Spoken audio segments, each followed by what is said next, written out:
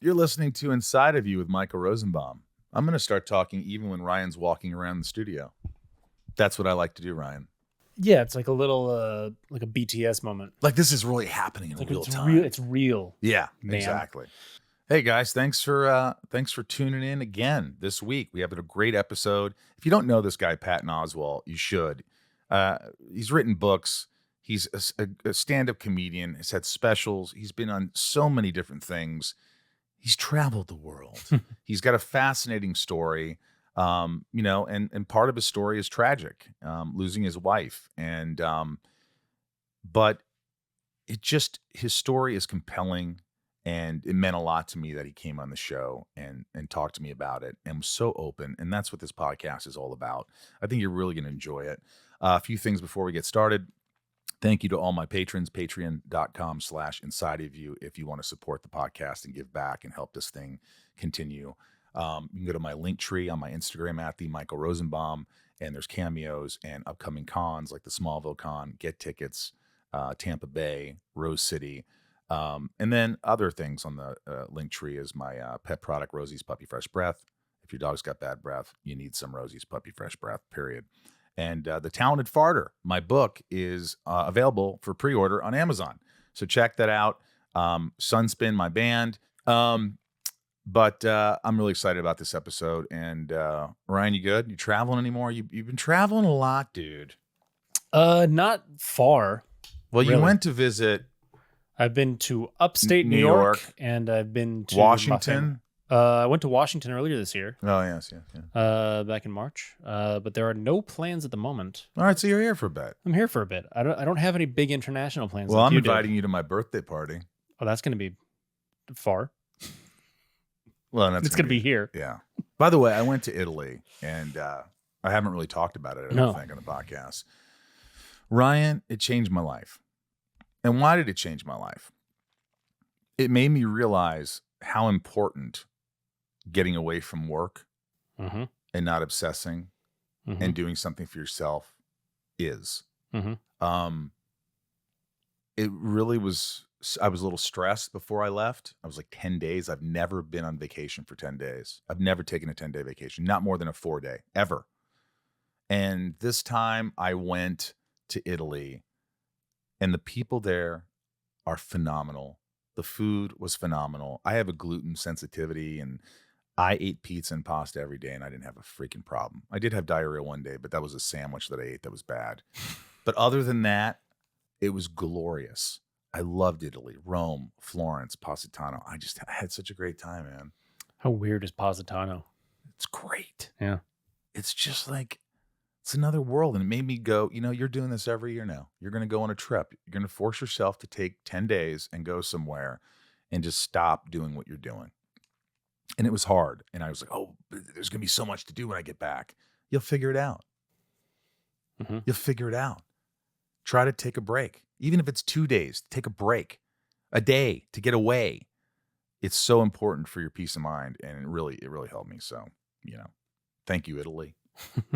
Yeah, I went with my friend Rob, who's in my band, Sunspin, who you know, and we had a blast. We only got in one argument. I go, stop freaking out like a hyena. And that was kind of the quote of the trip.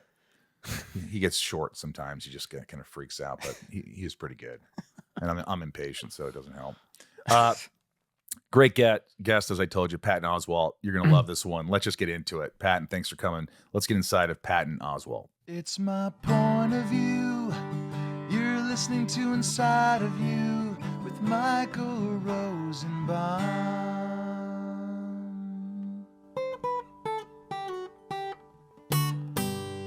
Inside of You with Michael Rosenbaum was not recorded in front of a live studio audience.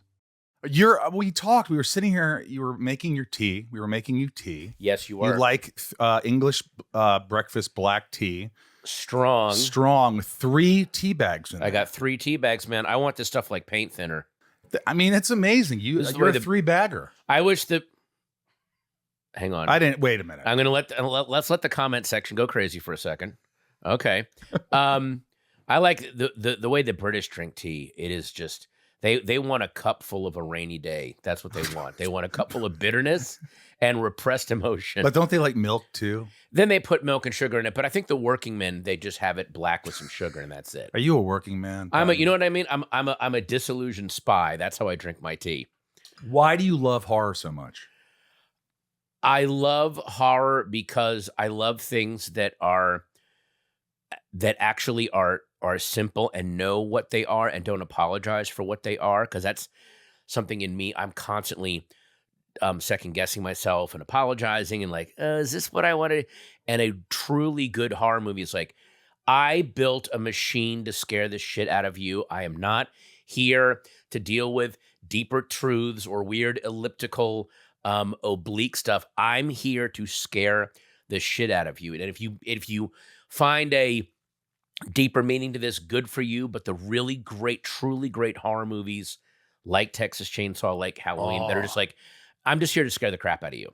And what's amazing is the purest, simplest movies are the ones that inspire the most arguing, right? What's the bigger meaning here? Because people can't accept that something was so simple and perfect. Well, I always say this changed. Like my favorite horror movie of all time. Like I keep always thinking, going back to The Shining and whatever. But, But like if I really think about something that is absolutely raw and scary, it's Texas Chainsaw Massacre. Texas Chainsaw, and that's a movie. Nothing like it. Yeah, and what's weird is I just rewatched the original Halloween with my daughter when she was 14. She's like, Alice. Alice. Yes. She's like, all my friends have seen this movie. I want to see it. And she was just like, I don't, because she's watching it with 2023 goggles on. We watched it last year. Yeah. She's not watching it with the 1981 goggles I had on when I saw it, which just scared the crap out of me. Yeah. It's a machine to scare the crap out of you. Yeah. But it would, by today's standards, it would barely be a PG-13 in terms of content. Yeah. There's a bare boob for half a second. And there's I no miss boobs. There's even dongs. Yeah. Sleepaway Camp. Bring them back. There Bring you back go. Dongs and boobs. Dongs and boobs, folks. There's your next movie, Dongs and Boobs. And it's a pair of detectives, Jack Dongs and Fred Boobs, and they have a detective agency, Dongs and Boobs. Why do I think that would sell? Because you know the business. I do. Yeah. But what I'm saying is Halloween would get a PG-13. Texas Chainsaw, which has no nudity and no actual visible gore and no cursing, would absolutely still get an R rating. Yeah. Just for pure intensity. Yeah. I agree. You're crawling out of your skin watching that thing. Well, with someone like you who writes and produces and acts and does stand up and is an author and all these, why haven't you written a horror movie? Like, why aren't you trying to get a horror movie made? We need more horror movies. Yeah. Well, actually, right now is a golden age of horror movies. The stuff that's being made is ridiculous. People are doing really cool. I love the fact that Shudder is financing horror movies. But yeah, I definitely, I've written one horror script, couldn't get it made. And so there's another one that I'm working on now with a writing partner, but I want to do it as a TV show. I don't want to do it as a single movie. I want to do, can you do sustained horror week to week? Like American Horror Story. Yes, exactly. Which is a brilliant series. But that idea of you're coming back, it's not like surviving one incident, it's the whole world is going crazy. I'd love to see something like that. If it genuinely works, and just as long as you make your characters likable. As long as you're with them. Or just real. Make them like, grounded, this is a real person that I kind of get what they're doing. Yeah. Even if they're maybe messed up. But like Jack Nicholson's character in The Shining is not the most lovable character, but you kind of get what he's going through. Yes. In a very fucked up way. Yes. There's that really cool idea that The Shining, and he openly took this from The Haunting of Hill House, which is houses aren't haunted, people are haunted. And a lot of times houses are haunted by the people that they just haven't made it back to the house yet. Like if you read The Haunting of Hill House, the person that's haunting Hill House is the main character, Eleanor. She just doesn't realize it yet. That she was always destined to come stay with us, Eleanor, forever and ever. And she does. Wow. She just doesn't realize that she's always been there. I like that. And that's that line from The Shining. You've always been the caretaker. You've always been. You've always the been. caretaker. Sorry, been. Been. You just don't know it. You're the caretaker, Mr. Torrance. You've always been. Always been the caretaker. Yeah. You, Delbert Grady, you a family man, aren't you, Mr. Grady? Like, in other words, what Jack Torrance was doing, Jack Torrance was haunting the life he was living as a father and a playwright. But the actual life he's living, he doesn't realize it, is back in the Overlook. Wow. Isn't I that never creepy? interpreted it like that. So See, you're smart. You're smart. No, I'm not. Were you always this creative? Because, I mean, at a young age, you're a military brat, your dad's a Marine pilot, all this. First of all, was he hard on you? No, my dad was, and it's weird, a lot of my friends who had dads and moms in the military, because he had seen war, he'd been in Vietnam for 3 years. He was like, you are never joining the military. You are never going to war. Really? I think true veterans are very much against their kids joining the military. Because they see firsthand. They're like, you ain't going through that. No.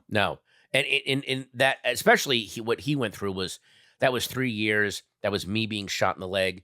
That was me seeing friends killed for nothing, like for no reason. Yeah. And so he's like, why would I want to blast that big of a chunk out of my son's life when he could just be, when he heard that I wanted to become a comedian, he's like, good, go make people laugh. Perfect. That's a way better thing to be doing in the world.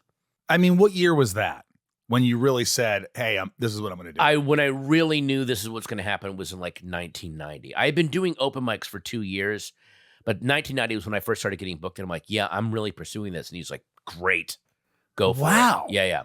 Go for it. My father, when I told him I wanted to be an actor, he didn't like that. Really? No. It was like, because who makes as an actor? And I grew up in a small town in Indiana. He was trying, I guess he was trying his own way to protect me. Like, get a real job. What did he do? He worked in the pharmaceutical industry. Oh, so in a weird way, he made the drugs that I inevitably took. And he made the drugs to deal with the trauma that he put in you, that's a nice fatherly thing to do. Yeah, exactly. No, in his own way, I'm sure you realize this too. He was being a good dad in his mind. Like, I don't want my kid out there starving and suffering and being rejected and being judged. Like, get a regular job and avoid all that. But what he didn't realize was to not have the chance to go for it and even fail would be even more painful. If you had lived a steady life as look, there's a lot of people that are accountants that should be ballerinas, and there's also a lot of ballerinas that should be accountants. Yeah. I've seen a lot of people in show business that are like, oh no, you would actually be happier doing something else, because they approach showbiz as if it's working at a bank. Like, I've been doing this 10 years. I should be here. It's like, that's not how this business works. When you sign up for this business, you have forever. And not only is it forever, you have to sign up for and accept the fact that it is up and down, and it does not matter what you've been doing. It doesn't matter. The time you put in, unfortunately, is not a factor. I mean, it's a factor in terms of what your skills are, but if you're expecting, but I've been in here 20 years, so I should have these privileges, like, well, you hear those stories. You hear from even people who say, hey, can I have advice? I was thinking about going and give it a shot for a year. I'm like, a year? A year? No. Yeah. If you can think of anything else you want to do other than that, don't do it. If you're even approaching it with a time limit, like I'll get my headshots. I'll go to an acting class. I'll give it a year. And it's almost like you're judging the business. Listen, I'm giving you a whole year. Now you got to get showbiz, you got to get your shit together. You got to get me into I'm holding up my part end of the bargain here. Yeah, that's true. I didn't look at it like that. Showbiz, the creative world doesn't give a shit. And you can also be at this for 40 years, and that's when you break through, and you can't be bitter about it. Yeah, that's true. You have to enjoy the years you were in this. Well, you've been open about, you've dealt with a lot of depression in your life. Oh, boy. So have I. We all know about the speed of sound, but have you ever thought about the sounds of speeding? If you drive over the speed limit, there are a lot of different sounds you might actually hear. Drive too fast and you can hear the sound of your vehicle crashing, the sound of ambulances and first responders desperately trying to free you from wreckage. You could hear the beeps of a heart monitor. You could hear doctors and nurses in an emergency room as you're being treated for your injuries. You could hear the sound of worried family members in the hospital waiting room, hoping to hear that you're okay. You could even hear the sound of people crying at a funeral. Because if you drive over the speed limit, whether by a lot or by a little, you can do damage that's beyond repair. You could seriously injure yourself. Or worse, you could hurt and even kill someone else. When you speed, you put everyone on the road in danger. One way or another, speeding catches up with you. Paid for by NHTSA. Inside of You is brought to you by Qualia Mind. You need to listen to this because this is a product I actually sent to my mom after I started using it. It's an amazing product, and I'll get into it, but it's one of those products that they weren't even a sponsor and I was using. And, with this stuff, I take one of these pills and I'm so much more focused. I have a bit of an energy to me. I feel like it's good for my memory. It was so impactful that I go, Mom, I'm sending you this because she's older now. And I wanted to, and she loves it. She genuinely loves it, which I'm so happy to hear. Qualia Mind, our sponsor, combines 28 of the most research-backed nootropic ingredients on Earth into the ultimate brain fuel formula, Qualia Mind. And it's been changing people's lives for years now. The formula is non-GMO, vegan, gluten-free, and the ingredients are meant to complement one another, factoring in each ingredient's effect on helping to support mental clarity. And Qualia Mind is so good and it works so well. It's backed by a 100-day money guarantee, so you have almost 3 months to try Qualia Mind at no financial risk and decide for yourself. It's really incredible. I urge you to give it a shot. I've been using it for a long time now, and my mother's been using it. There have been thousands of real life-changing reviews for over 6 years and counting. Just read the website. Yeah, Ryan, I just feel like, when I take it, I have less brain fog, and I just feel like I always have brain fog. So anything that kind of just dissolves that and makes me have a little more clarity, I love. And most products don't do that. In fact, I don't know any that do that. And Qualia Mind has really significantly helped me. So, I urge people to use it. You can only tell people these things in your experiences with them, but I wouldn't be so adamant about it if I hadn't been using it for a long time and seen the difference. So it's pretty amazing. See what the best brain fuel formula on Earth can do for your mindset. Go to qualialife.com/IOU for up to $100 off Qualia Mind. And as a listener of Inside of You, use code IOU. Inside of You, IOU, at checkout for an additional 15% off any purchase. And for your convenience, Qualia Mind is also available at select GNC locations near you. That's qualialife.com/IOU, QUALIALIFE.com/IOU, and use code IOU for an additional 15% off to experience life-changing mental performance from Qualia Mind. These statements and products have not been evaluated by the Food and Drug Administration. These products are not intended to diagnose, treat, cure, or prevent any disease or condition. We go to therapy, whatever. Yeah. But someone who deals with a lot of depression, you think that this industry is absolutely not right for them. Yes. Yeah. Although I almost think that the reason that people get depressed is because they are more aware and they are more wired into what reality is. And that makes you a better creative person when you are much more aware of what the overall deal is in life and all the little subtleties and all the little subtle injustices that can lead to depression. There's a very dark thing I heard said one time, which was a lot of times the reason that people commit suicide is because they do see how horrible life can be, and they're actually very sensitive. It's the people that don't commit suicide that make life unbearable sometimes. It's the people that are just like, it's awesome. You kidding? They're just riding around doing damage, not caring. It's like, you should actually be beside yourself, the damage you're putting out into the world. So these sensitive people, they're hyper aware. They're hyper aware, and those are the people that we actually need to save and keep in the world. You know what I mean? Yeah. That's what makes it so sad to me. But, yeah. Would you get depressed if you had a bad set? Do you get depressed if something fails? Do you get depressed? Yes, I used to get really depressed when I had a bad set, but here's the best thing about having, and I'm sure you've had this too, when you have a bad set or you do a movie and the movie just, while you're working on it, you're like, this is going to change everything, and it comes out and just absolutely eats Expectations. expectations. But there's nothing better than waking up the day after a bad set or a bad show or whatever and go, oh, the world didn't end.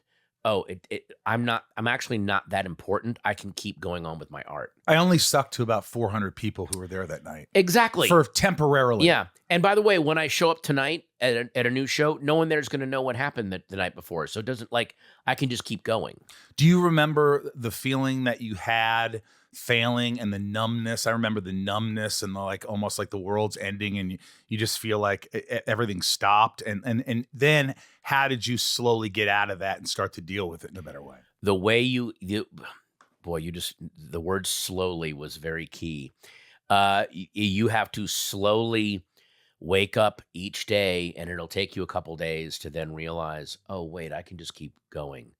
And that didn't end. That didn't decide anything for me. And that didn't move the needle either way. I'm allowed to go up and screw things up. Yeah. It's okay. You're not going to, anyone that I think that happens to writers a lot. They'll write their first draft and then they'll show it to people well, they're like, what they can't believe that very few, not nothing, but very few things are perfect out of the gate. Yeah. They need working. So you're saying now that you've done this for so long, first of all, do you love it? Do you love the industry? Do you love working? Do you love acting? It's not that I love the industry. The industry itself, you can't judge the creative life by the industry, by the infrastructure that it exists in. Because if you judge it by then it's horrible. Right. We see how horrible it is right now. Right. But the fact that I write jokes, I hang out with other comedians, I hang out with other people that are really into movies. Before we even started recording, we're talking about, have you seen this movie? Oh my God, you got to go see. We're still excited. As much as I'm excited to be in things, I'm way more excited to get to watch things and experience things. I just filmed a TV show with an actress I'd never worked with that I'm a huge fan of. I don't think I can say yet. Okay, that's all right. But I'm not like this, hey, we're on the same level. When I meet someone that I'm a big fan of, I totally fan out. I don't try to go I do too. Hey, yeah, what's up? Hence all the autographs around. Yeah, and I totally fanned out on her. And then I said, I'm not going to bother you while we're shooting because we got all these scenes to do. But at the end of the day, can we have a picture together? And she was like, absolutely. I'm never going to not be that guy. I think people like that. Yeah. Whether they say it or not, I think that there's an ego and there's something nice about going, oh, this person likes me, and it makes them feel bigger or better. It was such a big deal to get to do scenes with her. Can you say who it is? No, because I think that'll spill. Is it a big actress? Yes, she is. Not Meryl Streep. Not only is she a big actress, she's one of those people that kind of along the lines of what we were talking about. There's another thing you got to realize. Sometimes you will have a huge spike of success, and then you won't do anything for a while. Yeah. And then you got to wait for the next spike. So she had a big spike of success, and then she worked steadily. And it wasn't until these last couple of years that people realized, oh, she's a genuinely amazing actor. She has levels that people haven't let her go to because she was always just so ridiculously hot and beautiful that they're like, well, that's what she does. And she is now aged into an even more interesting, vital, genuinely startling artist to get to watch. And sometimes it takes time for you to get to that. I also think it's important, some people will say, how do you become a better actor? And you could say, well, you practice. It's more work you do. Yes. But to me, it's not really that. It's how much life you've lived and how many emotions have come out of you. Yes. And what you've seen, the horror in the world, the joy in the world. It's all these things, this culmination of all these things. And let that be on your face. That will make you pop on If somebody screen. says be angry, there's no doubt I could pop into it in one fucking minute. Yeah, no. If somebody says, there's certain emotions that I could tap into from a young age. Yes. Yeah. Is that there for you? Because you seem like you had a good childhood. I had a really, really good childhood, but I also had one of those, how can I put it? One of those overly sensitive childhoods where I didn't realize how good I had it. I was living in the suburbs, so I was bored, and I wanted to. My heroes were people like Hunter S. Thompson and William S. Burroughs and people that were out living on the edge, and that's what I wanted to do. And it's like, well, why don't you're 13? Why don't you chill out a little bit? Jesus, Just enjoy. 13. You've got good friends. There's, just live your life for a little bit. And also those guys were miserable half the time, and didn't really come to the best ending. So maybe don't emulate those guys in the long run. But so yeah, it was a good childhood, but I was very, very my emotions were really cranked up, because I wanted to experience stuff. And in the suburbs, you're kind of a veal in a pen, just sort of, being quietly fed. And I was like, get me out of here. A lot of people will say no to what I'm going to ask you. Go ahead. But I got to be honest, if somebody said, did you want to be famous? I would say, yeah. Of course I did. And Because some people say, no, I just want the work. Just love the work. Dude, no. But the fame will help you get more work. I know that's it Yeah. will. I'm sorry, but it's a reality of this business, and it's a reality of the creative arts. If you just want fame just for the fame, just because I want to be on the red carpet and I want to look up myself in Getty Images and I want to let yeah, that's a sad version of fame. But if you want fame so that your name is out there so you can maybe get better work and get to work with better people and do cooler work, then absolutely. What's wrong with that? Yeah. It helps. I mean, when I want to do stand-up, and I love doing movies and I love doing TV shows, but being in movies and TV shows helps me to do more stand-up. It keeps my name out there, and I can book better gigs and get a good audience to come in. I don't need to work in an arena. I just need a small theater full of people that are really into what I'm doing, and that's all I need. I'm like happy. Immediate gratification, sort of an interaction, connection, immediate connection. And the possibility that it can go wrong. Do you like when it goes wrong? I don't like when it goes wrong, but I love the possibility of, okay, I could have lost him here for a second, and now I got to get him back. That thrill to me is amazing. There's such a fucking thrill to that. I don't know if you've done live theater, yeah? Yeah. There have got to be nights where you're like, everything is clicking in the audience, and there's other shows, I'm sure, where you and the cast are backstage like, we just didn't connect it. We didn't connect. Not only did we not connect, it just we didn't connect, and then it just kept going downhill from there. Yeah. And there's a weird thrill to that. One of my favorite moments was I was doing a play called The Heidi Chronicles. About Heidi Fleiss? No, it would have been more interesting. Very interesting. I was doing this, and it's just really the two of us on stage, me and the actress. Mm-hmm. And she pulls something off this table, and the whole table, everything falls off. The chip bowl, the punch, everything falls off. And I could see the fear in her face. Right. And it's something I never expected. Mm-hmm. And still to this day, I just looked at it, I go, well, I guess you should help me clean this up. And we did all the dialogue. We forgot about our blocking. Mm-hmm. And as we're picking up the chips, we continued the conversation. See, I bet that made the scene better.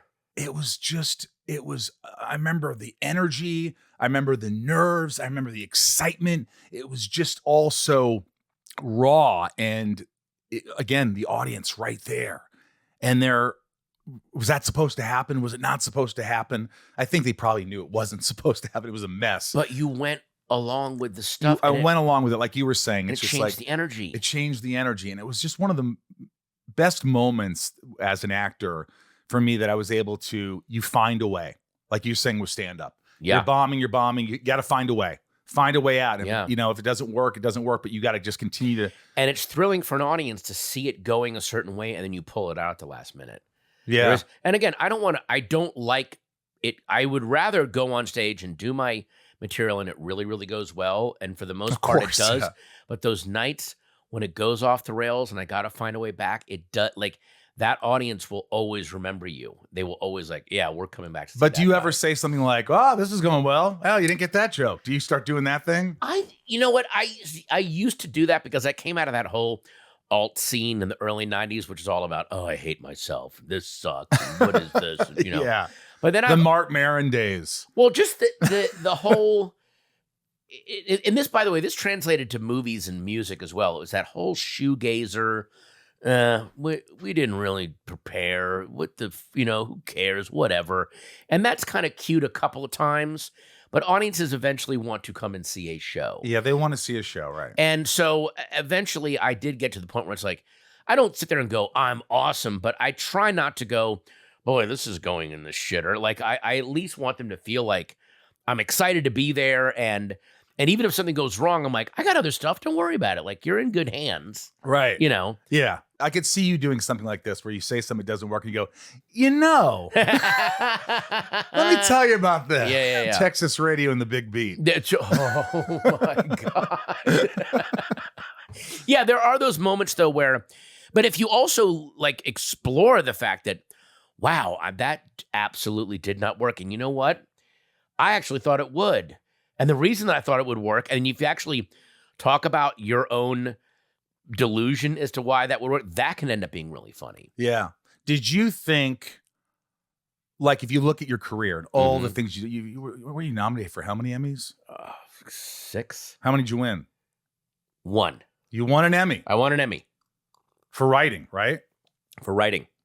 I mean, if you look back and you just say, if it all ended today, would you say, I'm really proud of my career? I had a great career. Or are you insatiable as fuck and you want to step it up? You want to prove yourself more. Are you still trying to prove yourself? I'm actually struggling with that. And that's a big thing that I'm going through with my therapist right now, is that I do have to admit that I am at a level of comfort where I have achieved a bunch of the stuff that I want to achieve. There's other stuff I haven't done, but am I being ungrateful, wanting more?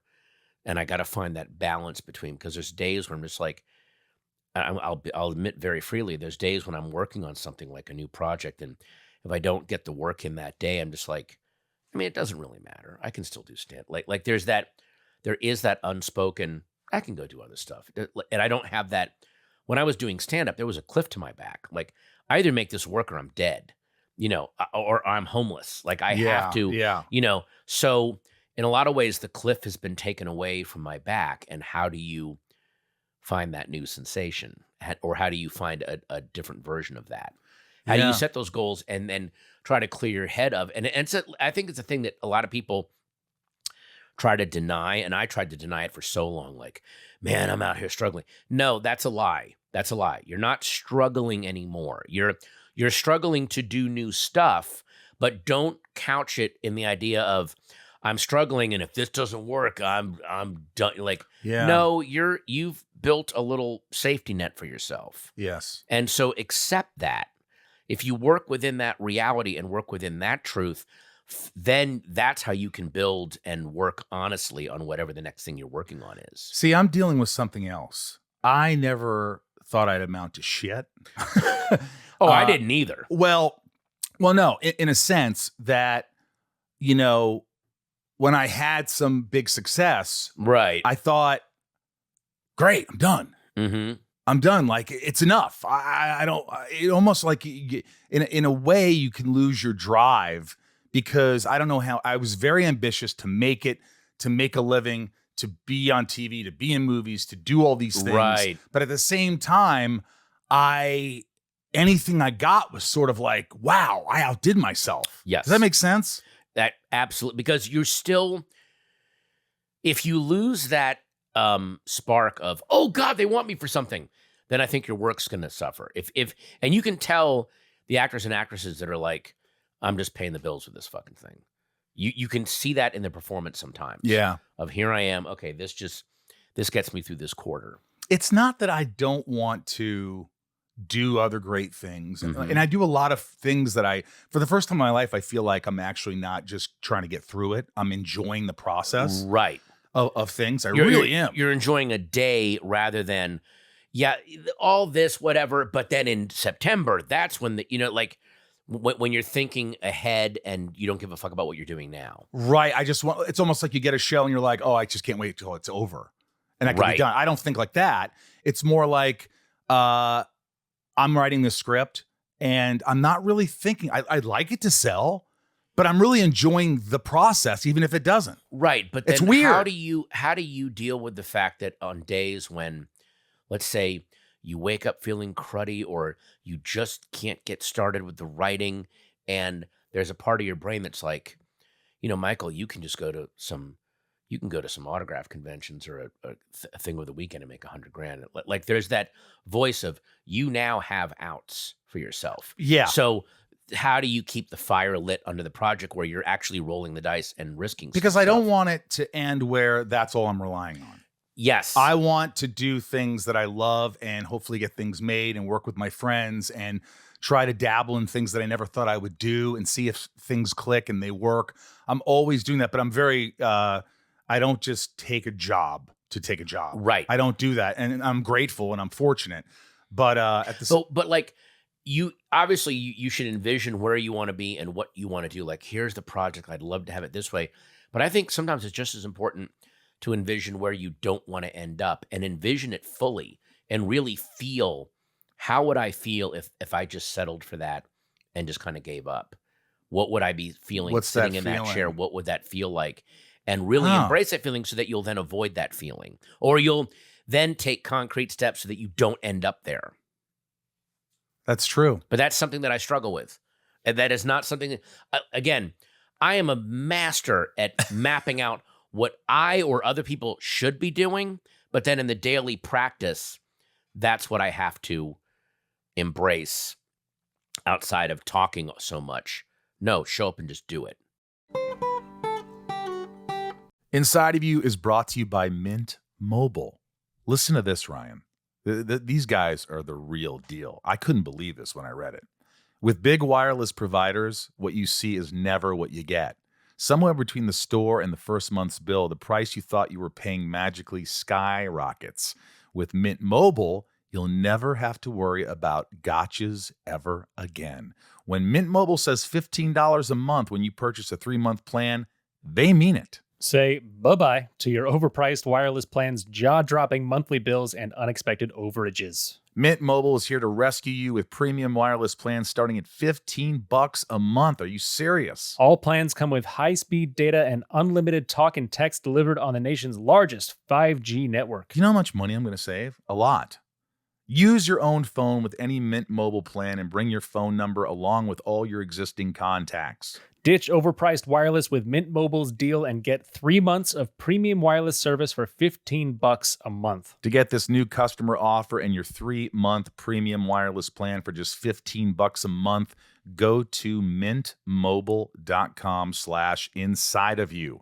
That's mintmobile.com/insideofyou. Cut your wireless bill to $15 a month at mintmobile.com/insideofyou. $45 upfront payment required, equivalent to $15 a month. New customers on first 3-month plan only. Speed slower above 40 gigabytes on unlimited plan. Additional taxes, fees, and restrictions apply. See mintmobile.com for details. We have so many outs now in terms of what you want to do creatively. In a weird way, as awful as things were back in the 50s and 60s and 70s, because there were fewer portals through to success, I think it made you focus and work even harder on the few portals that were there. Yeah, that's true. You know, so we've kind of lost that. That's one thing that, especially that a lot of comedians, young comedians coming up, and the crop of comedians coming up now is insane. They're so good. But the one thing they've been robbed of because of social media is they don't have their time in the wilderness anymore. They don't have their obscure years. You can film yourself doing crowd work the second you start stand-up, or film yourself and chronicle your whole career from the get-go. You need those years where you're making massive mistakes that no one's seeing, so you truly figure out what you are. It was better when you didn't have all eyes on you. Yes. So you could go and experiment and do things and fail, and nobody had their cameras and nobody had this, and you could just really forget about the bad and just keep working on being better. And now it's everything. It's just, everything. And although it's interesting because, again, my daughter's now 15, and a lot of her friends are now, and maybe this will be the generation after them and partially their generation, a lot of them, it is becoming fashionable and cool in that generation to not have a digital footprint. They are rebelling against the Gen Xers and the millennials that are extremely online, and their whole thing is, actually, I'm not that easy to find online, and they're not posting a lot of stuff, and they're rejecting that whole influencer grind culture. What do you think about that? I don't know yet, because it seems to just be starting, but that's going to be real. I think that'll be really good for art, music, comedy, acting if people are like, I want my few years of obscurity. I need my obscurity to figure out what I am. Get that camera off of me. I'll decide when you get to look at me. That'll be the next thing. That's pretty brilliant. Yeah. And that's going to be really, and it's going to make, because then you get to make your startling entrance. Almost like a movie star. Almost like it's the light hitting Orson Welles in The Third Man, where you're like, oh, boom, there he is. Ah. Those great entrances where you're like, that's a friggin' star. That's pretty cool. Here we go. Do you ever get starstruck? I mean, I know you got starstruck. Constantly. Like, who's not the person you just worked with, but who are some of the people that you've met or worked with that you just were nervous? Well, when I worked with Charlize Theron. I worked with her too. She's awesome. Christ, she just ups your game. It's like someone's lighting her, but they're not. That's how perfect. Exactly. It's like in nature. It's like the sun re-angles itself to give her the best backlight and key light. It's nobody ridiculous. can look that good. But beyond looks, what I'm saying is like there's that. A lot of times method actors are like, I'm going to be in this character and this is how I'm going to be. So I apologize. When we did our movie together, she was playing a completely horrible human being. This movie, Young Adult. Yes. And she'd be in a scene and just be the worst person you've ever seen. And they would yell cut and she would just be Charlize and just talk to people and hang out. And they go, okay, action. And just drop Were you right blown back. away by that? Yes, because it wasn't that you realize the lie to method acting, which is, no, a true high-level actor can go, no, I can be this person and then go back to myself. And at the drop of a hat, and that was so stunning to see that. And it just made it. She's one of those people that when you work with, you just want to work harder because you realize how amazing she's going to be in the scene. And I know enough about editing that the editor is going to go, yeah, just cut to her stuff. If you don't give them anything amazing, there's no reason to cut to your reactions. Pressure's off you. Well, the pressure's off you, but then the pressure's also on. Like, do you want to be on screen in this film or not? Because there's no reason to show you. Bring it. Yeah, you better bring it, or they're just going to cut to her. And by the way, as a movie buff, I'm like, cut to her. Don't cut to my bullshit. Like, so you really want to show up. So yeah, that was like her, and also Toni Collette. I got to do a TV show with, and watching her do cold table reads, wearing sweatpants and drinking a Frappuccino and looking at the script for the first time, and she's playing a character with multiple personalities and going into all the alters on the spot. The whole table, it was like me and Brie Larson and Rosemary DeWitt, and we just, all of us just looking at each other like, what the fuck? That just, how does she do it? She's just doing this right. She doesn't even know how she's doing it because she's looking at the script for the first time. What page do I come in? Okay, I got it. Here we go. And here fearless. Just that's what I envy the most. I think what I envy the most is fearlessness in people. Yeah. People, at least they appear to be fearless. When they just don't. Who did you work with that kind of did that to you where you're like, oh God, oh Lord?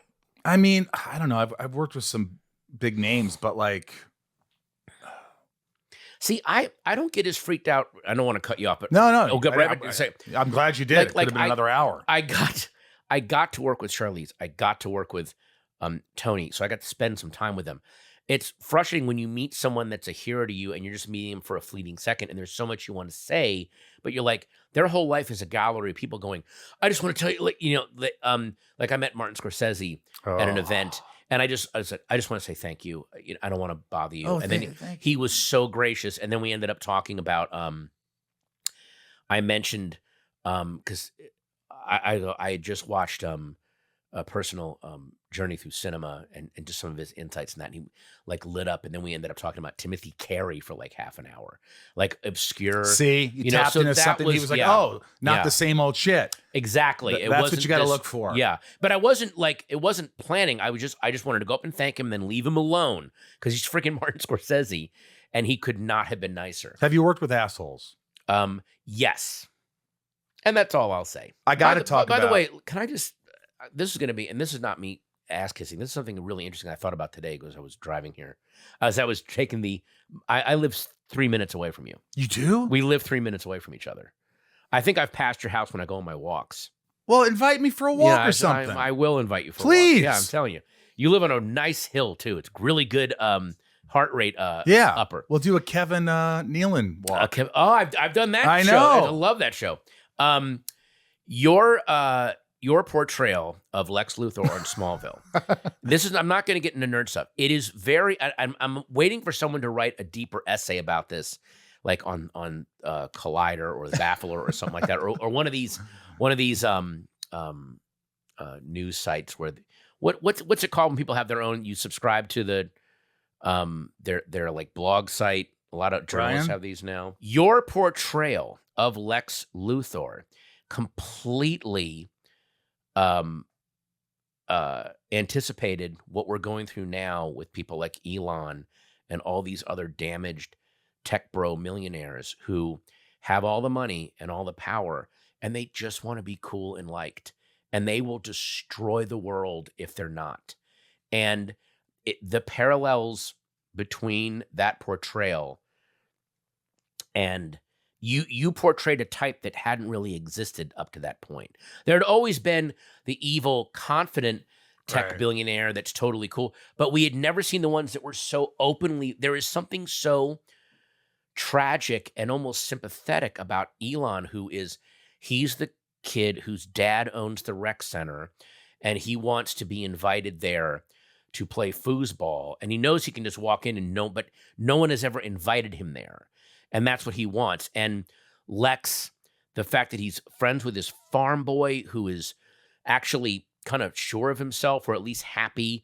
And it's just very weird and kind of eerie to rewatch those episodes and go, this is Elon before we knew what Elon was. It's like you want to like him and you really think you like him, and then something else happens. Well, you want to like him, but then you realize you have to think you have to make him think he's awesome every second of his life, or he will turn on you and burn the world down. It is so amazing. Thank you, I think.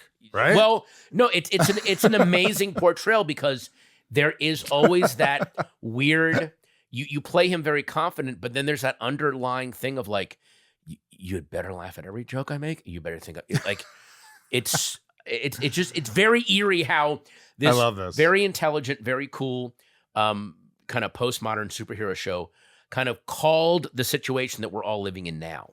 Wow. I never thought of it like that.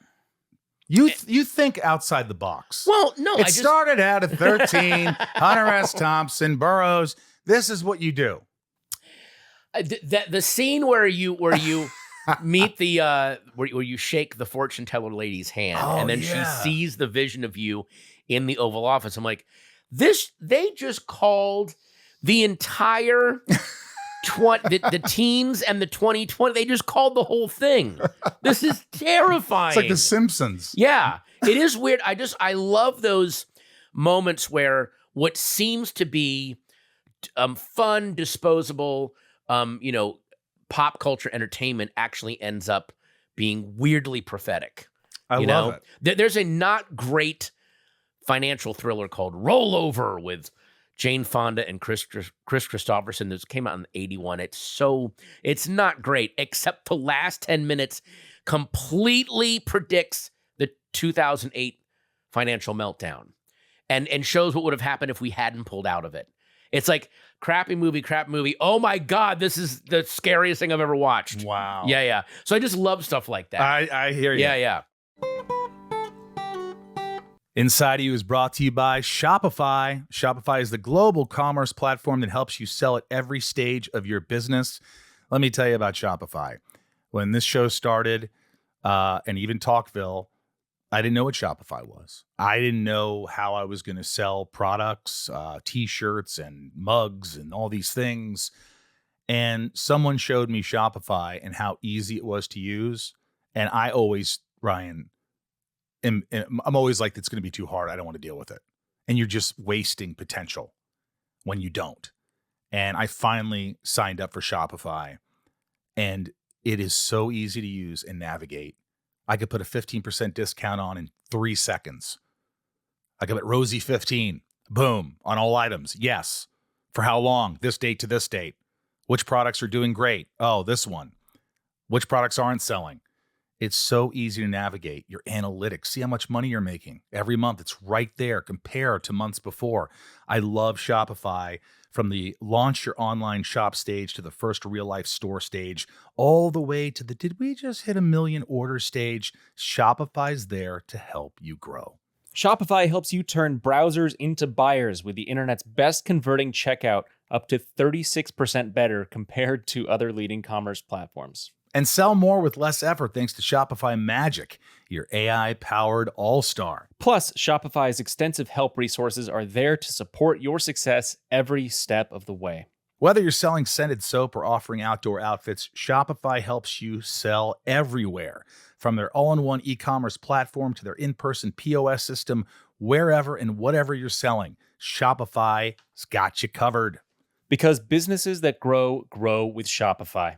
Sign up for a $1 per month trial period at shopify.com/inside, all lowercase. Shopify.com/inside now to grow your business no matter what stage you're in. Shopify.com/inside. You don't mind talking about Michelle, right? Oh, yeah.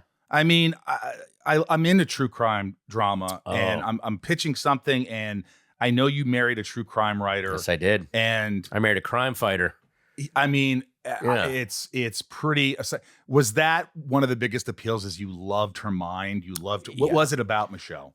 It was definitely her way of, I need more facts before I make a judgment on this. I'm very much snap judgment, very oftentimes the wrong hot take because I get very emotional. And she's like, let's wait till we get more facts on this, dude, because she was just very much about, there are angles to this that we don't know. Like Making a Murderer kind of thing. She would have definitely said, just wait. Oh, yeah. Watching Making a Murderer with her, watching the interrogation scene of that kid, the kid that was like, I'm going to miss WrestleMania. Remember when they're Yep. And you're like, him? why don't they let him go? He doesn't even know what he's talking about. And because she knew a lot of homicide cops and knew, and she was just like crawling out of her skin, like, this guy needs to be fired. Everything he's doing right now is illegal. There were moments that you watched because she was there kind of at the beginning of the building of the true crime infrastructure. And there was a lot of bad actors in that. You know, like she obsessively watched Nancy Grace because she's like, I cannot believe anyone in law enforcement would go on this show. Yeah. She is the worst human being, and she's the worst for talking about crimes. Like if you have a detective or a sheriff or whomever on, and they go, hey, don't talk about these aspects because we need those to be not in the press because we're trying to catch the person. And she would always blurt them out. And you would see these guys like, what the fuck are you doing? You know?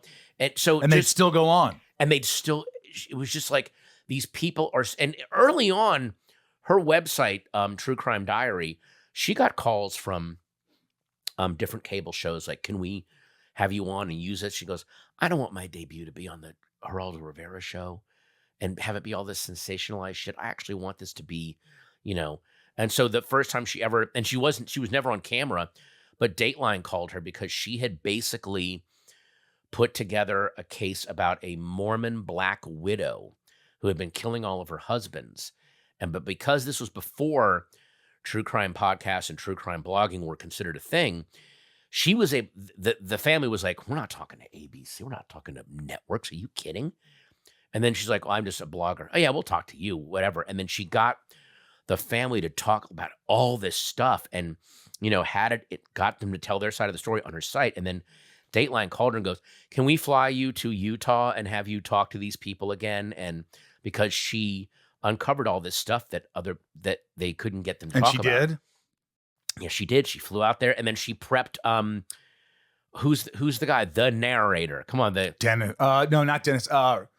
Well, it was another night like any other night. Like any Keith Morrison. Keith Morrison. Yeah. She had to prep him and like work with him. Yeah. And it was, which is like, what a fun kind of crazy world. And she was also she was using back then, because again, the infrastructure wasn't there. She was using Google Maps. She was using people's MySpace pages and people's like, I don't think cops quite yet realize what a treasure trove. Now they do. But back then they're like, I'm not going on the internet. That's for fucking teenage girls. It's like, no, people are admitting to shit on their MySpace blogs that they wouldn't admit. I don't think you realize what is happening on the internet right now. Wow. You know, for the longest time, she was beside herself because I think until recently, the San Francisco Police Department had one computer terminal. Everything else was all analog. And she goes, you can't do this. You need to update this shit, because that's how you can catch people now. People will post things on the internet that they would never reveal in a interrogation or even to their friends. She had that much insight. She knew. Well, it wasn't that, yes, she had the insight, but she also just saw it happening over and over again. Like, this motherfucker just wrote about this crime on his MySpace blog because he thinks no one's reading it. Right. And it's right there, you know? But she would also do things that gets back to the let me get more information. She cracked this other case really early on about this guy that was killing people on a beach. And when you heard, like, people were camping on the beach and this guy walked down and shot him with a rifle. But then she drove up to the beach and walked the beach and then saw that, this beach is extremely rocky. It is very treacherous. You have to go. It's very treacherous to get to the pretty part where you can camp. So whoever's carrying a heavy rifle down here, it's not some random weirdo shooting people. This is an experienced outdoor, and then she started investigating that way and then put it but she actually walked the beach and go, well, this is different then. This isn't what I thought it was. It has to be this other kind of person. She could have been a detective. She absolutely could have been a detective. Wow. Absolutely. And she would have me, I would do comedy at the Christmas party for the LAPD homicide division and do a set for them so that she could sit with all the homicide cops and just grill them all night. Because she just loved it. She loved it. She wrote this book about the Golden State Killer. Yes.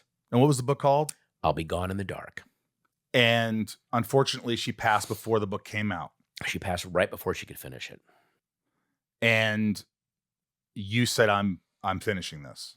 It has to be finished because she basically put together, not only did she put together what the case kind of was, she didn't name the killer, she didn't know who it was, but she did say maybe use familial DNA on this, which is how they cracked the case. But she also, it's one of the best portraits of the true crime obsessive mind and how it, and it's, I think a lot of homicide cops that have read it have told me, yeah, it is sort of a pathology that we have. It is a calling that we are drawn to want to find out things. Her production company was called Tell Me Productions. I have to know. Somebody knows. Somebody out there knows, and I got to find out. And it's a pathology, and it drives you, but it's what makes a great homicide detective, and it's what brings justice to people, not closure. Michelle hated the term closure. She also hated the phrase "everything happens for a reason." No, it doesn't. No, it's random as shit. Yeah. And this is going to sound very dark, but I've had other homicide cops go, "Well, she's right." She came up with the name the Golden State Killer because before then he was called. She thought up that name, and the reason she thought it up was he was originally called the East Area Rapist, EAR, and then he was called, when he moved down to around Irvine, he was called the Original Night Stalker, based on some dumb interview that a guy gave. So he was called Ear/Ons. What was his name? Joseph. Look it up. Someone research it, but she goes, one of the reasons this case went cold is he doesn't have a cool name. He's not Night Stalker, Zodiac, that brands it and keeps it in the imagination. And so and a lot of homicide cops were like, thank you for doing that because the case went cold because we didn't have a cool name. Really? Yeah. She gave him a cool name, and it made it very, very fun when he was caught. And there's footage of press conferences where the police, they're being asked did the work of Michelle McNamara have anything to do with capturing? And he goes, this one guy goes, Michelle McNamara's work had nothing to do with the capture of the Golden State Killer. And I'm just like, you just used the name that she called it the Golden State. That's the thing that helped put it back in the news. And it happened 2 years after the book? came Yes. out? Well, it happened very shortly after the book came out because I went on a book tour and they were to promote it. And the second day of the book tour is when they caught him.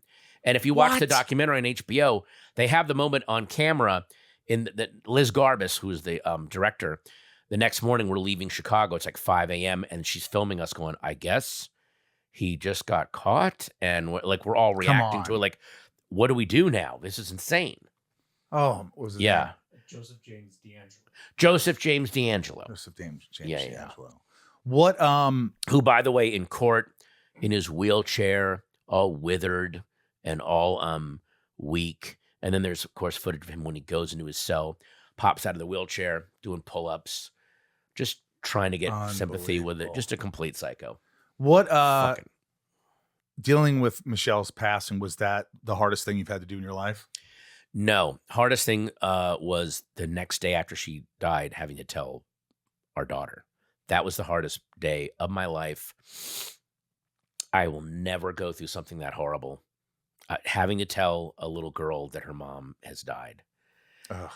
And yeah, I can see it just affects you right now. Yeah, wow. Can we talk about movies again? What I mean, Well, it's it's that thing it's where so raw. one of her core memories is going to be of her dad taking something away from her, in a way. But that's Psychic. not true. I know that's not true, but that's where my mind went. Is that I want her to have the best life possible, and I don't want moments where she has to think about something being ripped out of her life that was so sustaining and nurturing, and I don't want that to be a memory that she goes to of loss. Well, how is she doing now? She's doing great.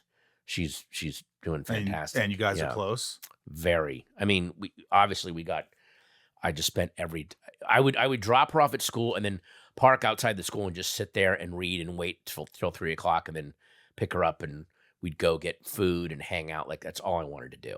And then it wasn't until, I met my new wife, who I met her like a year after that, and just this truly the term stepmom stepping into the most awful situation and making it better. It was just amazing. Meredith Salinger. Oh my God. Did you think that after her passing, Michelle's passing, that you'd never find someone again? Never. That was absolutely, not only that I never thought I'd find someone again, I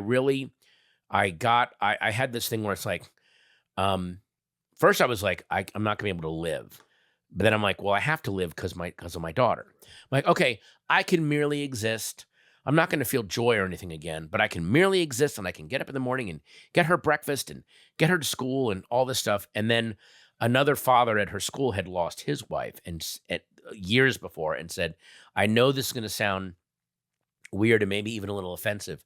You will experience joy again. You'll experience love again, maybe even quicker than you think. I know it doesn't feel that way, but the body wants to heal itself. And it also, your body and your soul is going to want to feel joy so that your daughter will be around joy. You know what I mean? Like, so that she can experience you experiencing joy, so she sees that the world has joy.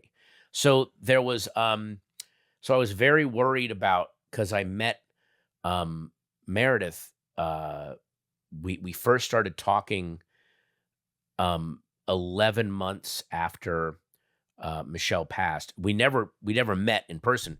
We just talked on Facebook. We had all these friends in common and started talking on Facebook every night. And I loved it because Meredith is so smart. And it was like, I missed having somebody to talk to in the dark at the end of the day. That's the best thing about like really being in love and being connected with someone is let's hash out the world at the end of the day. Yeah. Every night we get on Facebook chat and just talk.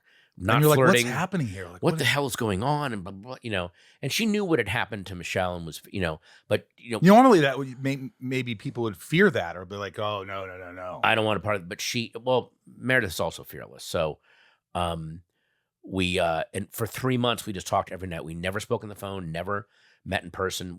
I just wanted to talk. I wanted someone to talk to. And that's beautiful. And it turned into, we fell in love with each other. And then we met that May face to face.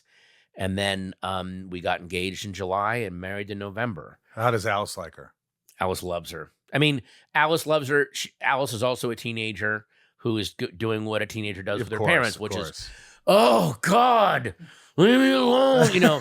And so I have to like tell both of them, it's like, you know, like, Mom is getting on my nerves. I'm like, I know that you, because she's like, it was sometimes Alice has gone, it was so much easier with Michelle. I'm like, because you were 6. If you were now 15, Michelle would be probably even harder on you than Meredith is. You know, you would not be on your phone as much as you are with, you know, because she hated that shit. And Meredith is like, why does she hate me all of a sudden? Because like, she doesn't hate you. She doesn't. You are going through what every other mom with a teenager goes through. But she was so sweet when we met because she was 7. Like, this is what happens. It's not personal. She's going through her. So I'm like the guy in the middle going, it's Meredith loves you. It would be the same thing with Michelle. No, Alice loves you. She's 14. That's what 14-year-olds do. Oh my God. She comes in, she doesn't even talk to me. Yes, that's what 14-year-olds do. How was school? Fine, great. That's what they say. That's all they do. It literally has nothing to do with you. Oh my God. All right, this is called Shit Talking with Patton Oswalt. These are my patrons, top tier. It's rapid fire. Oh. Patreon.com/Anxiety. Thank you for supporting the podcast. Lee G, how do you manage to find the humor in great loss so much that you include in your stand-up? P.S. I use your Green Lantern comic bit as a religious argument to this day. I just reminded myself that, well, I was always about, you can joke about anything, but you have to make it funny. And I think a lot of times right now, everyone's like, you should be able to say anything. It's like, yeah, you can say anything, but if you don't make it funny, then yeah, people are going to get pissed at you. So I could, and by the way, there were plenty of times I tried to talk about Michelle's death and, Alice and I going through grief, and it didn't get a laugh because I didn't find the bigger, funnier aspect to it or the absurd aspect to it. So that's part of your job as a comedian is you also got to find out what's funny about it. You can't just go on stage and go, this is bullshit. They'd be like, what's the hook? Yeah. Whoa, you can't handle it? No, we can't handle you not telling a joke. You can also always go Anthony Jeselnik. Well, Anthony Jeselnik is a friggin' genius. He's a genius. He said it so perfectly, which is you still have to be able to find a way to get away with it. Yeah, you didn't do your whole job. Got to get away with it. I love his delivery. It's like, this old man comes to my door at 6 a.m. who has Alzheimer's every morning. And this old man with Alzheimer's knocks on my door every day, and he asks me where his wife is. And every day at 6 a.m., I have to tell this old man with Alzheimer's that his wife is dead. No, I've thought of changing my locks. I've thought of moving. But it is worth it just to see the smile on his face. I love him. I love when he goes, I've spent 3 years searching for my ex-girlfriend's killer, but nobody wants to do it. He found this. Yeah, he found this voice where the whole voice, and it's so funny to me, and I know what he's doing. He's doing that thing of like, you're welcome. Like, I am bestowing these jokes onto you, which is what a lot of comedians who aren't as funny as him, they do have that feeling of like, I am a truth teller. I am bringing you the truth. So he's so making fun of that attitude. Yeah. And so it's funny anyways because it's jokes, but among comedians, it's even funny because like I know exactly what he's making fun of. Could you imagine if he was doing Rodney Dangerfield jokes? It's kind of similar. Yeah. My wife wanted to have sex in the back seat. She wanted me to drive. I was doing push-ups in the nude, and I did not see the mousetrap. Raj, recently, what has made you feel great gratitude? I'm starting to do smaller clubs and not theaters. And when you do a smaller club, you're in a town like Thursday through Saturday, and you meet a lot more of the local comedians. And you're not just like blowing in, doing the show and blowing out. And I'm seeing, oh, that's right. The internet isn't real. It's still people out here doing stuff and creating stuff. And there's people that are enthusiastic about this stuff.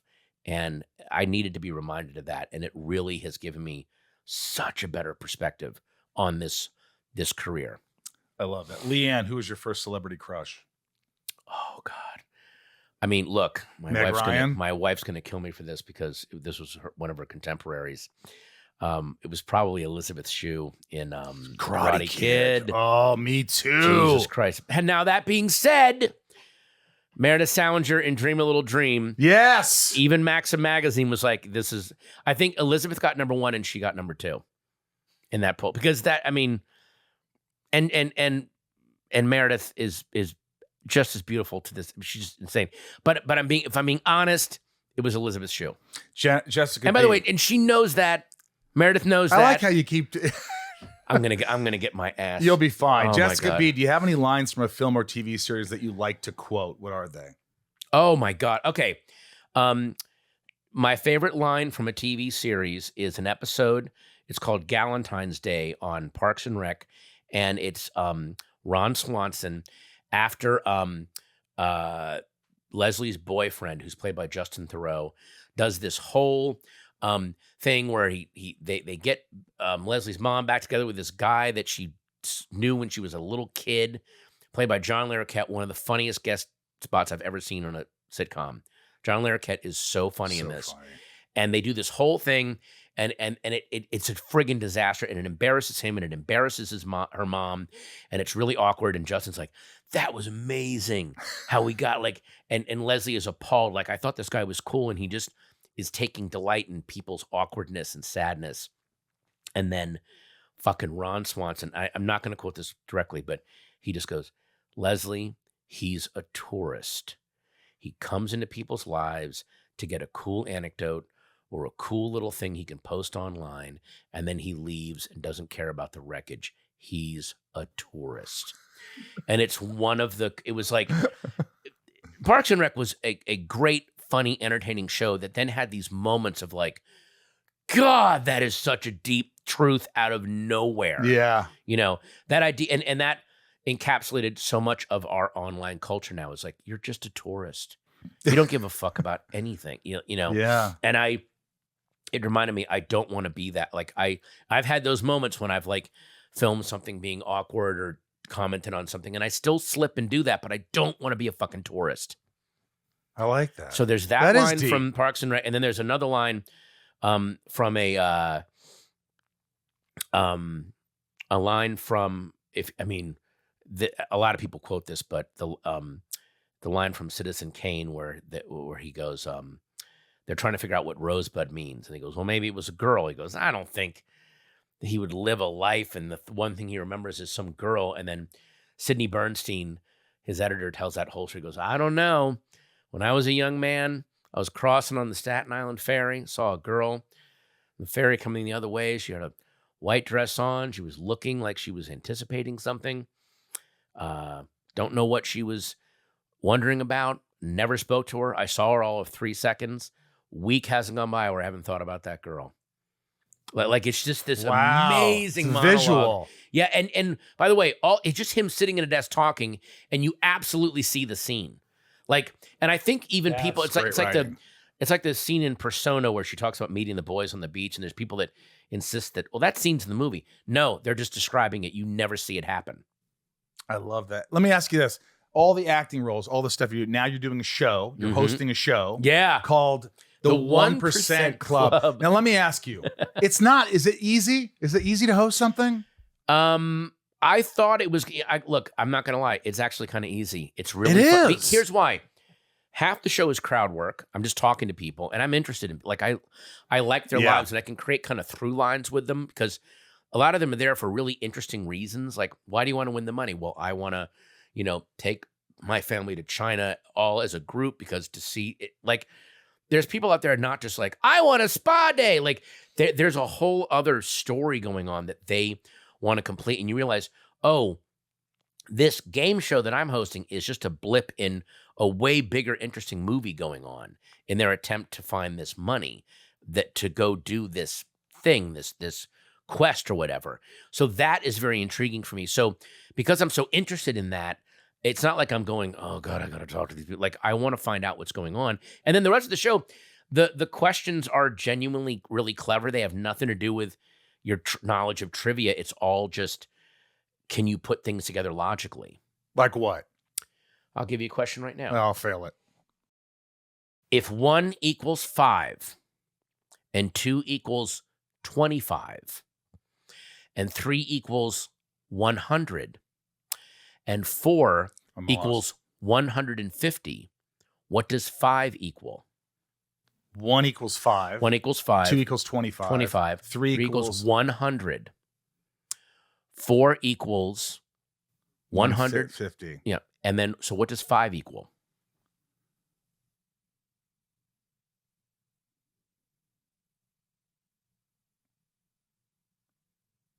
$300. I have no idea. What is it? You know? It's I know I'm a visual person. I gave you the answer in the question. You said 5 equals something? What did I? If 1 equals 5 and 2, 1. God damn it. none of the other stuff mattered. And that was a question? That was one of the questions. And did they get it? Some people got, yeah, but that was like a 30% question or something. Like that's, you start with questions. Because I was thinking like incrementally. Yeah, like, the numbers, because like you the have SAT to things. pay attention to the way the questions asked. That's interesting. So, but there's 90%, the questions are based on how many people would get it right. So the first question is that means 90% of people got it right, and it's usually really easy. Right. And then we go 80%, 70%. That's fun. And then Ryan loves it. I'm going to watch it. Yeah, there was a British version, and then there was an Australian version, and then I'm the American version. And they sent me all the British versions, and I ended up watching the whole season because it was really genuinely fun. And because it's about how your brain works, your brain is shaped by your experience. You'll watch the show, and you'll go out on like a 70% question, but then they'll get to the fucking 1% question. Like, I know, you immediately know it. It will drive you crazy. I know this. Is there a lot of money in the sports betting when you did the sports betting commercial? I think there's a lot of money in the sports betting world. Well, yes, but do they pay the actors a lot to do those Caesars? It's nice money. It's easy? It's very easy. I mean, I get to work with JB Smoove, who I love. You loved it. Yeah. You could tell Loved you guys it. were having fun. It was a blast. What else is going on that I need to know about that you're working on? Because you're always working on and by the way, did you like work? You worked with Seinfeld. Yes. Did you like it? Oh, yeah. I mean, I love doing that was my first acting gig ever, Yeah. was Seinfeld. And the reason I got that role is because when I was auditioning, because I play a guy who's George Costanza's trying to rent Breakfast at Tiffany's, and I won't, because it's already been rented out. And he's like, well, can you tell me who has it? I can like go. I'm like, I can't tell you that. And then in my audition, and Larry David told me this later, and I didn't realize I did this, but I subconsciously started looking around for what other employee can I pass this guy on to? Because I had worked in retail for so many years, and that's what you do when you have a bad customer. Like, who do I give this guy to? And I did that, and he was like, oh, I love that. Like, Wow. So I got that role. But yeah, and then I got to do Comedians in Cars. It was really fun. I love it. You have a good life. You have the charm life. I'm very, very great. I'm grateful. I'm fucking grateful. And I also get to the thing that I love doing, and I'm going to be working on it after this, is I write a comic book for Dark Horse called Minor Threats. And now we have spinoff titles that other writers have pitched us, and we're doing a whole second series of it. And we're just building this whole world, and it's friggin' amazing. And then you could turn it into like a series. We will see what happens. Knock on. Give Knock me that wood. on wood right here. Give me. Where's wood? wood right here. That's wood. This has been an absolute treat. I honestly Thanks, love man. your energy. I love your honesty, your sensibility, just everything. You just have a good outlook on things. I try to look. There was one year in 1993 I made $11,000 that whole year doing stand up. It was enough to pay my rent and feed me, and I'm like, I made it. I made it. All I got to do is stand up. This is great. So everything else from that point on, I've always thought of it from that point on, and that I think it keeps me grateful and enthusiastic, rather than why aren't I doing this? Yeah. Yes, I compare sometimes and I get competitive, but I always remind myself, wait a minute, you fucking made it. Yeah. What are you worried about? You made it. I think there's part of that in all of us, where for me, I remember being in New York, rollerblading to telemarketing, living with 3 guys in a 1-bedroom and going, you have $270 in the bank. Yeah. You could live till next month. Oh, I but you have remember this that. check coming in. And then 5 years later, okay, you have $6,000 to your name. You could, and even to this day, I'm like, all right, how many years can I survive? My business manager's like, stop it. Yeah. Go work. I don't know if you ever did this. I remember going to the phone company in downtown San Francisco and going, my bill is $75. If I give you $50, and then if you put the 25 on my next one, like I would literally Yeah. do that. I can pay some of this. How much can you get this going? That's when you could talk to a person. Yeah, I don't think you can do that anymore. Yeah. No one cares. No, they don't give a shit. Phone. Sorry, Yeah. sir. Yeah. This is awesome. I wish you continued success. You too, man. On not only work, but with the family and Thank Alice. you. And Yes. it'll all work out. And wait a minute, what? It'll all work out? I mean, with you and Okay. and you know, Meredith and Alice, it's all meant, you know. That's a very loaded phrase, though. And it's all going to work out. It's all. it's great, but she's a teenager. Yeah, exactly. That's like when you come off stage as a comedian, the club owner goes, "You know what? Fuck these people. Don't worry about it. You're good." Wait, what? Nah, don't worry about it. I thought it was tonight okay. sucks. It's not a good night. Thanks for being here. Thank you.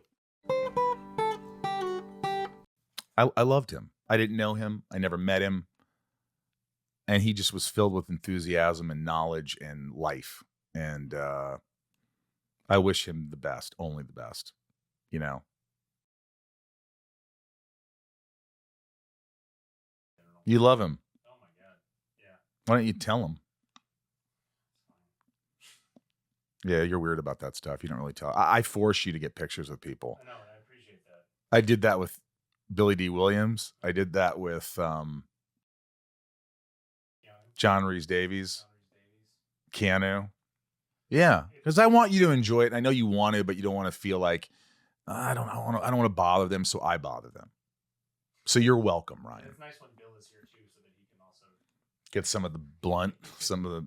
some shared. Yeah, I agree. But it was great. Listen, if you didn't listen to the intro and all the great stuff that's going on, please listen to it and follow us on our handles at Inside of You Podcast on Instagram and Facebook, and at Inside of You Pod on Twitter. Write a review. It certainly helps.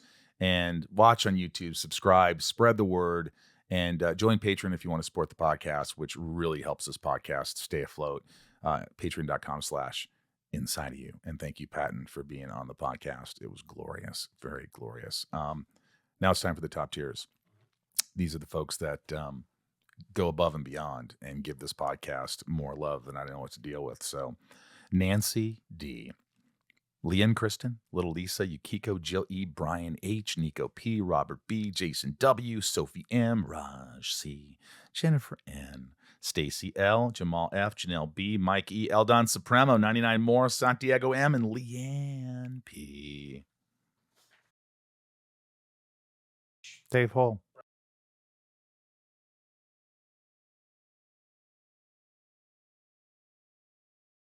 Michelle A, Jeremy C, Mr. M, Eugene, and Sweet Leah, and vice versa. The Salty Ham, Mel S, Chris, Eric H, Oracle, Amanda R, William K, Kevin E, Jarrell, Jam and J, Leanne J, Luna R.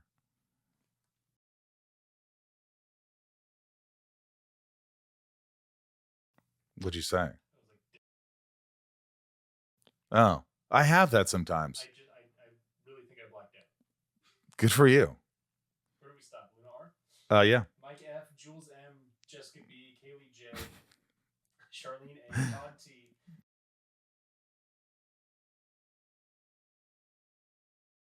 Rachel D. Jen, Carolina girl. Going to Carolina with Jen, the Carolina girl. Nick W. Hello, Nick W. Stephanie and Evan, known as Stefan. Charlene A, Don G, Don Giovanni. Jenny B76, John, Jennifer R, Tina E, NG Tracy, Keith B, Heather and Greg, Ellie K, Elizabeth L, Ben B Jammin, Pierre C, Susie Q, Sultan, Ingrid C, Brandon C. Couldn't do this podcast without you guys. I love you. I adore you. Spread the word. And from the Hollywood Hills in Hollywood, California, I am Michael Rosenbaum. Ryan's here with a little wave to the camera. We love you guys. Please, please, please be good to yourself. I'll see you very soon. Or listen to another episode. You can listen to me again, but that could get boring, couldn't it? I'll see you.